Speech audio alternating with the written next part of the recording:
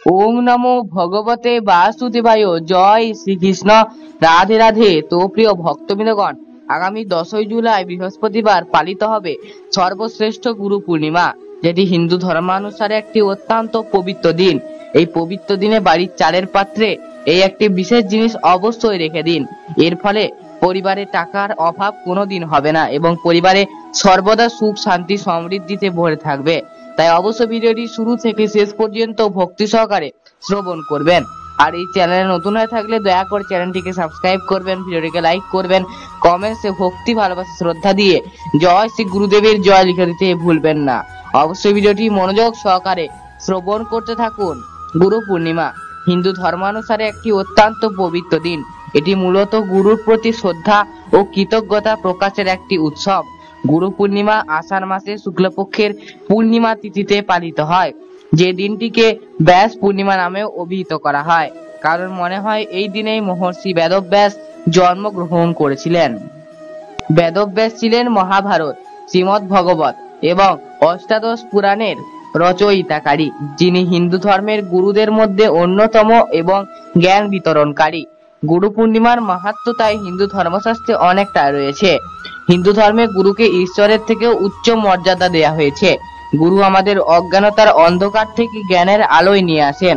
গুরু পূর্ণিমার দিন শিষ্যরা তাদের গুরুর প্রতি বিনম্র শ্রদ্ধা জানান এবং আশীর্বাদ কৃপা ও প্রার্থনা করেন।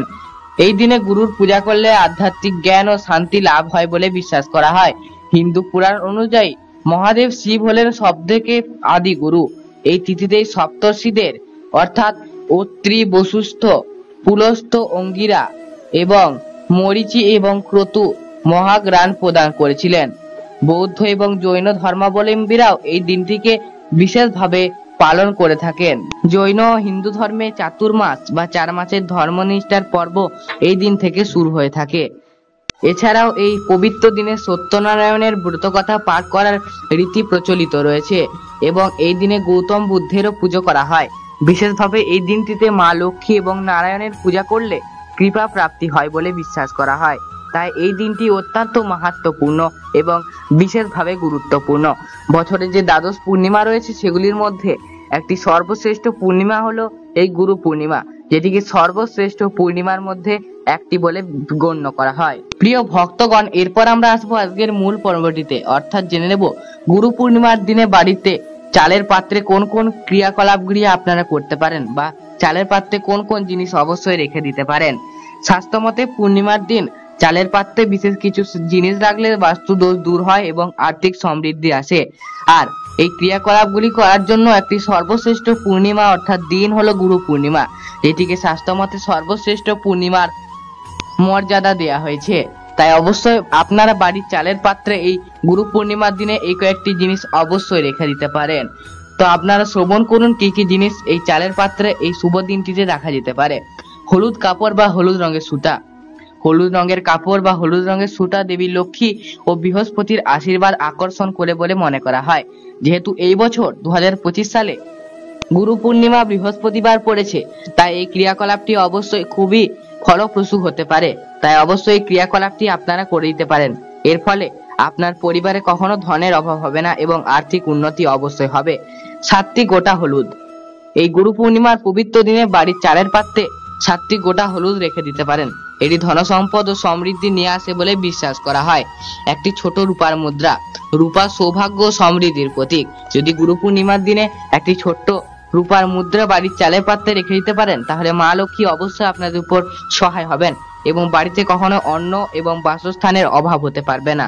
গুরু পূর্ণিমার দিন একটি লাল কিংবা হলুদ কাপড় বাড়িতে কিনে আনুন। এরপর সেটিতে 7টি লক্ষ্মী কড়ি, 3টি নাভি শঙ্খ এবং 4টি হলুদ রঙের ফুল এবং 3টি লাল রঙের ফুল রেখে দেবেন।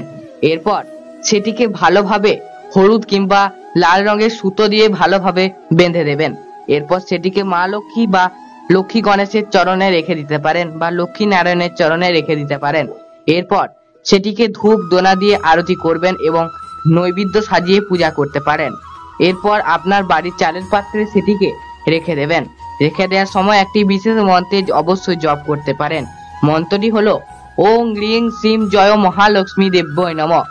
এছাড়াও একটি বিশেষ মন্ত্র রয়েছে, এটিরও জপ করতে পারেন। ওং মহালক্ষ্ময় নমঃ।